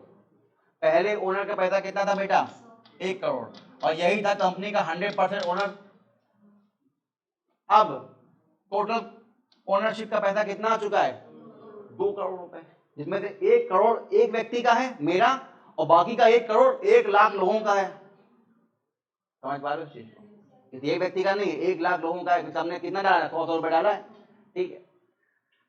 Now जो ये नए लोग आए हैं, ये बाकी के 1 लाख लोग, ये भी तो अपने पास डॉक्यूमेंट चाहेंगे ना कि भाई हमने जो इन्वेस्ट किया है उसका कोई डॉक्यूमेंट दो जिसमें लिखा रहे कि हम आपकी कंपनी में 100 रुपए इन्वेस्ट किए हैं एज इक्विटी, और आपकी कंपनी में इतने परसेंटेज की हम भी ओनरशिप में आते हैं, भले इतना सही क्यों ना हो। समझ पा रहे हो कि नहीं? तो इन्होंने कहा कि जिस प्रपोर्शन में हमारी ओनरशिप है, जितना पैसा हमने डाला है 100 रुपए ही सही, उस प्रपोर्शन में उसी मात्रा में हमको एक डॉक्यूमेंट बना के दे दीजिए। डॉक्यूमेंट कौन देगा बना के? कंपनी देगी। कंपनी ने अब तक ऐसा एक ही डॉक्यूमेंट बनाया था, किसको देने के लिए? अपने ओरिजिनल ओनर को देने के लिए। और बाकी जो स्लिप बनाई थी वो तो बॉन्ड ग्रुप में बनाई थी। और एक और बनाया था डॉक्यूमेंट लोन वाला, किसको? बैंक के लिए बनाया था, याद आ रहा है? अब कंपनी कुछ और नई स्लिप्स बनाएगी, किसके लिए? इक्विटी के लिए, शेयर के लिए। सो द ओनरशिप डॉक्यूमेंट, जो ओरिजिनल ओनरशिप डॉक्यूमेंट है जिसमें लिखा था कि मैं कंपनी का 100% ओनर हूं। नाउ जो इनिशियल एंटरप्रेन्योर था, जिसकी कंपनी ये थी, जिसने कंपनी खोला था, रजिस्टर कराया था, पैसे डाले थे 1 करोड़ रुपए, और उसके पास स्टार्टिंग में क्या था? पूरी होल्डिंग थी कि मेरे पास 100% पैसा है, 100% ओनरशिप है। अब दिक्कत क्या हुई कि वैल्यू कितनी हो गई इसकी? 2 करोड़ रुपए। अब इसको हम डिवाइड करेंगे 2 लाख पीस में। 1 लाख लोग हैं, ठीक है? कैसे? टोटल ओनरशिप 100% कितने की है बेटा? 2 करोड़ की। वैल्यू ऑफ एक शेयर मान लिया रखा गया 100 रुपए।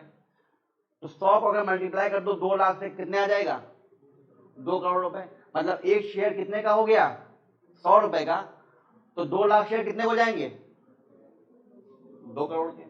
भाई 100 रुपए मल्टीप्लाई करो किससे? 2 लाख से, कितना आ जाएगा? 20 लाख 2 करोड़। 2 करोड़ हो गया। यही 2 करोड़ तो पैसा है किसका? ओनर्स का, जिसमें से 1 करोड़ एक व्यक्ति का है और बाकी 1 करोड़ किसका है? 1 लाख लोगों का है। टोटल शेयर्स कितने आ गए? 2 लाख। तो 2 लाख शेयर्स को बांटा जाएगा। पूरे 1 लाख शेयर इसके पास आ जाएंगे और पूरे 1 लाख शेयर्स इनके पास आ जाएंगे। ये पूरे 1 लाख लोग हैं तो सबको क्या मिलेगा? एक एक शेयर। ये अकेले व्यक्ति है जिसका क्या लगा है? 1 करोड़ रुपए, इसको पास पूरे 1 लाख शेयर्स आ जाएंगे। तो कंपनी के अब 2 लाख शेयर्स हैं, उन 2 लाख शेयर्स में से पूरे 1 लाख शेयर्स किसके हाथ में आ गए? एंटरप्रेन्योर के हाथ में। और बाकी के 1 लाख शेयर्स 1 लाख लोगों के पास हैं। समझ पा रहे? इसका मतलब ये हो गया कि जो अब मेन एंटरप्रेन्योर था, जिसने कंपनी खोली थी, जिसके पास इनिशियली 100% होल्डिंग थी, अब उसके पास कितनी हो जाएगी? 50% ओनरशिप। क्योंकि उसके पास 100 रुपए के 1 लाख शेयर्स हैं। तो मिला लो 1 लाख इंटू 100 मतलब 1 करोड़ रुपए, और वही उसका पैसा था 1 करोड़ रुपए का। ठीक है। अब जो नए ओनर्स आए हैं, वो नए ओनर एक व्यक्ति नहीं है, वो अपने आप में 1 लाख लोग हैं। उन सब के पास एक एक शेयर है, ठीक है ना?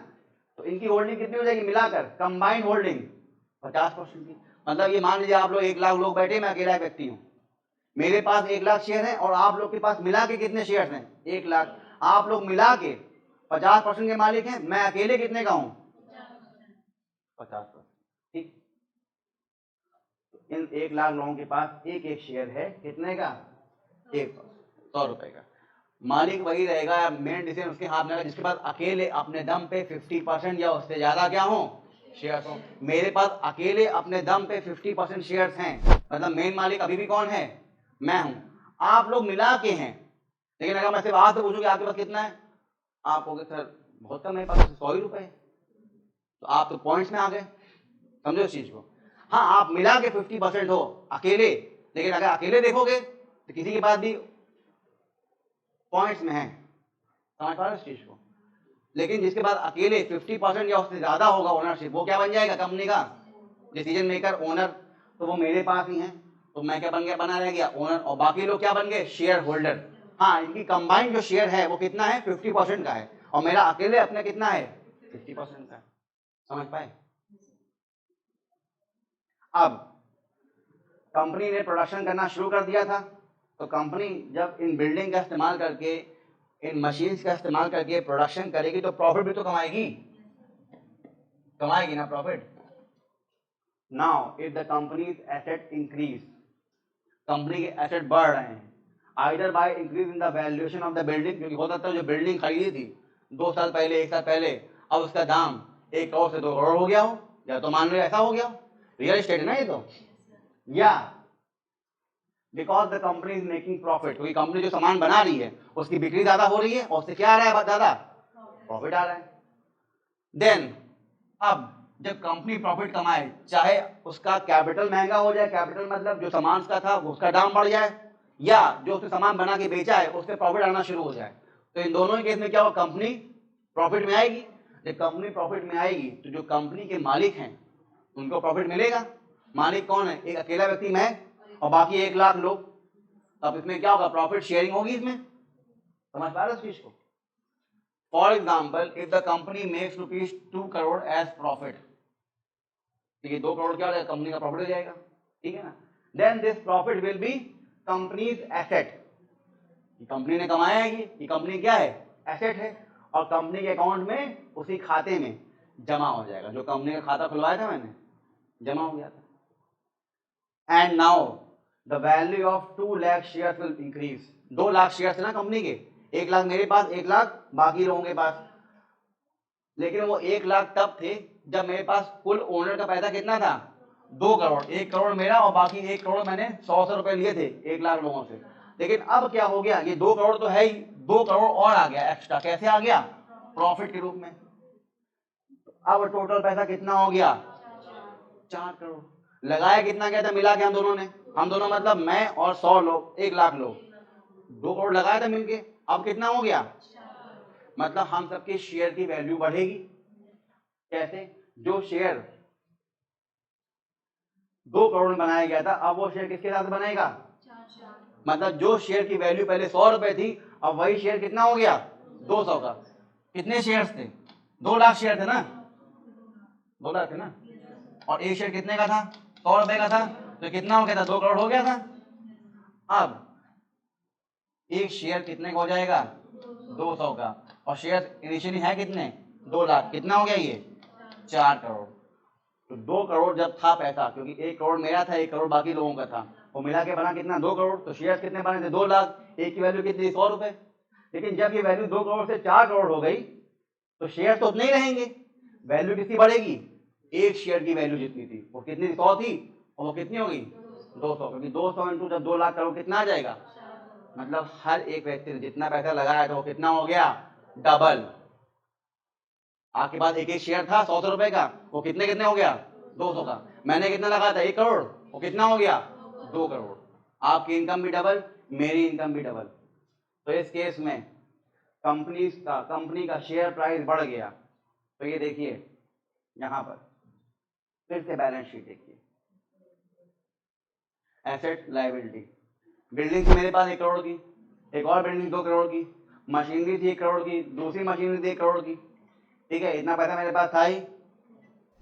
कैश आया किससे, प्रॉफिट से, 2 करोड़, कितना हो गया ये, 7 करोड़ रुपए। ये क्या है, मेरा एसेट भी है, और यही 7 करोड़ मुझे क्या है, देना भी है, लायबिलिटी। अब इस 7 करोड़ में देखिए लायबिलिटी क्या है, जो देना है सारा। पहला क्या है, शेयर होल्डर का पैसा, पहले कितना था, 2 करोड़, अब कितना हो गया है, वो 4 करोड़, क्योंकि प्रॉफिट भी इसी में जुड़ेगा आके। शेयर का मतलब क्या है कि अगर आप शेयर होल्डर है तो कंपनी का प्रॉफिट मतलब आपका प्रॉफिट, कंपनी का लॉस मतलब आपका लॉस।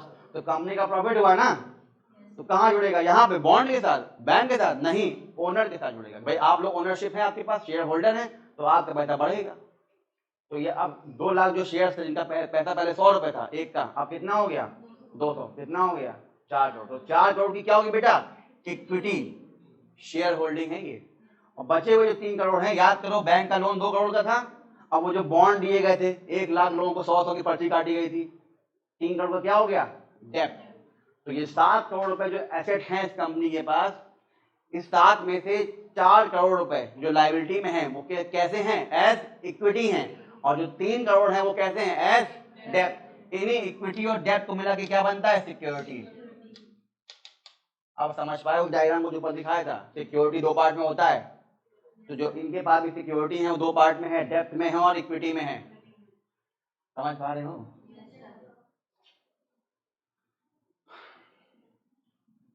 आज के लिए इतना ही।